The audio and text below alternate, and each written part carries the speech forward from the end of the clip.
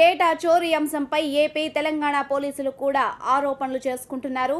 ముందు ఏపీ పోలీసులపై సైబరాబాద్ సిపి సజ్జనార్ మండిపడ్డారు. దీనికి కౌంటర్గా ఏపీ డీజీపీ వ్యాఖ్యానించారు. విచారణలో భాగంగా పోలీసులు ఎక్కడికైనా వెళ్లవచ్చని, ఎవరినైనా విచారణ చేయవచ్చని అన్నారు. ఫారం 7 దరఖాస్తు ద్వారా ఓట్ల తొలగింపు అంశంలో ఆంధ్రప్రదేశ్ రాష్ట్ర వ్యాప్తంగా 232 కేసులు నమోదయ్యాయని వెల్లడించారు. దీనిపై సమగ్ర విచారణ చేపడతామన్నారు. ఇప్పటి వరకు ఓట్ల తొలగింపు కేసులో 5గురిని అరెస్ట్ చేశామన్నారు డీజీపీ.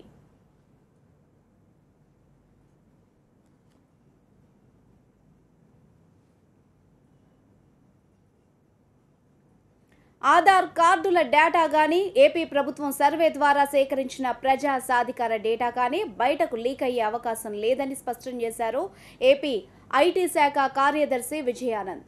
ప్రభుత్వ పథకాల లబ్ధిదారుల డేటా మాత్రమే పబ్లిక్ డొమైన్లో ఉంటుందని చెప్పారు ఆయన. ఆధార్ డేటా సంపూర్ణ భద్రత మధ్య ఉందంటున్నారు. ఆధార్కు సంబంధించి ప్రాపర్ సెక్యూరిటీ యుఐఏడిఐ ఏదైతే ఉందో వాళ్ళు ప్రాపర్ సెక్యూరిటీ దానికి వాళ్ళు అరేంజ్ చేసుకుంటారు.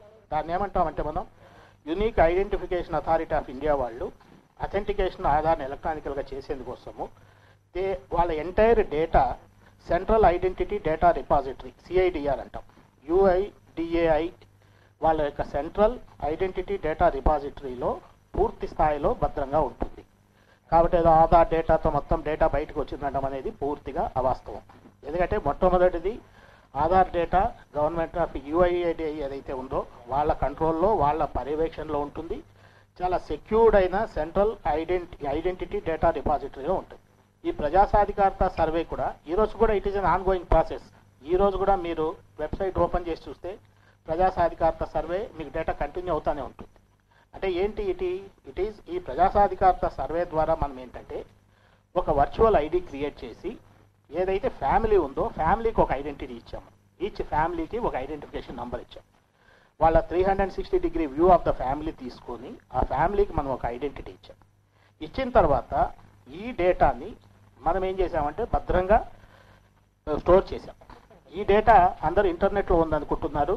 ఇది ఇంటర్నెట్లో లేదు, అసలు ఇది సపరేట్ సర్వర్స్లో ఉంది. దానికి యాక్సెసిబిలిటీ కోసమే ఎవరైనా డిపార్ట్మెంట్ ఆ డేటా కావాలని యాక్సెస్ కావాలని అడిగితే, ఉదాహరణకు మా దగ్గర ఉన్న అంటే కోర్ డేటా అథారిటీ అనేది ఒకటి ఎస్టాబ్లిష్ చేశాం. ఆ కోర్ డేటా అథారిటీలో ఎవరైనా సరే డేటా ఈ పీపుల్స్ పల్స్ సర్వే మనం ఏదైతే ప్రజా సాధికారత సర్వే అంటున్నామో దీనికి సంబంధించిన డేటా ఏది కావాలన్నా కూడా, ఏ డిపార్ట్మెంట్ కావాలన్నా కూడా వాళ్ళు సిఇఓ ఆర్టీజీని అడుగుతారు. అయ్యా మీరు మాకు ఇన్ఫర్మేషన్ కావాలి, ఇన్ఫర్మేషన్ ఇవ్వండి. అది అడిగినప్పుడు ఆయన ఒక స్టాండర్డ్ ప్రోటోకాల్ పెట్టుకున్నారు. ఎందుకు కావాలి, డిపార్ట్మెంట్కు ఏ రకమైన డేటా కావాలి, ఎటువంటి డేటా కావాలి అని. ఆ డేటా కూడా ఒక వెబ్ సర్వీస్ ద్వారా ఇవ్వడం జరుగుతుంది.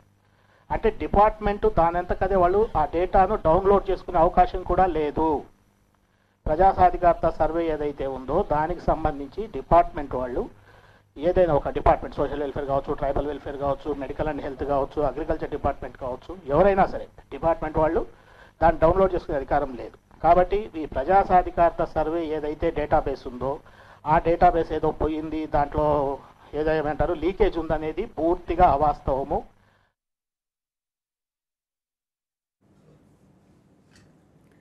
ఓటర్ల జాబితాలో పేర్లు తొలగిస్తున్నారంటూ వచ్చే రూమర్లను నమ్మవద్దని ఏపీ ప్రజానీకానికి విజ్ఞప్తి చేశారు రాష్ట్ర ఎన్నికల ప్రధాన అధికారి గోపాలకృష్ణ ద్వివేది. ఇప్పటి వరకు 74 అసెంబ్లీ సెగ్మెంట్లకు సంబంధించి కేవలం 10,000 డూప్లికేట్ అండ్ చనిపోయిన వారి ఓట్లను మాత్రమే తొలగించడం జరిగిందన్నారు. దొంగ ఓట్లంటూ 6 లక్షల దరఖాస్తులు వచ్చాయని, వాటిని పరిశీలించి 200 మందిపై కేసులు పెట్టామని తెలిపారు ఆయన.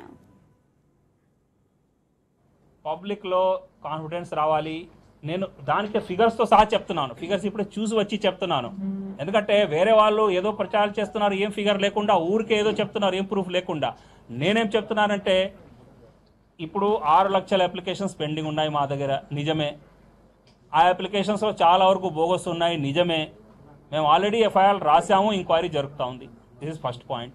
రెండోది, ఇప్పటి వరకు ఆ అప్లికేషన్స్ వలన ఒక ఓట్ కూడా డిలీట్ అవ్వలేదు, భవిష్యత్తులో కూడా అట్లాంటి జరగదు.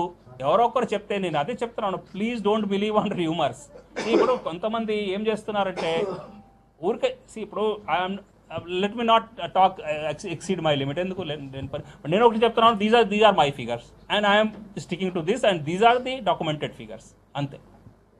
ఇప్పటివరకు 10,074 కాన్స్టిట్యుయెన్సీస్లో and that too only duplicate voters, dead voters, that's all. చాలా స్ట్రిక్ట్ చర్య తీసుకుంటున్నాం. ఆయన చెప్తున్నారు కదా ఇప్పుడు కరెక్ట్ ఫిగర్ బహుశా లేటెస్ట్ ఫిగర్ చెప్తున్నారు. సో 200 FIRs అంటే చాలా పెద్ద ఇష్యూ.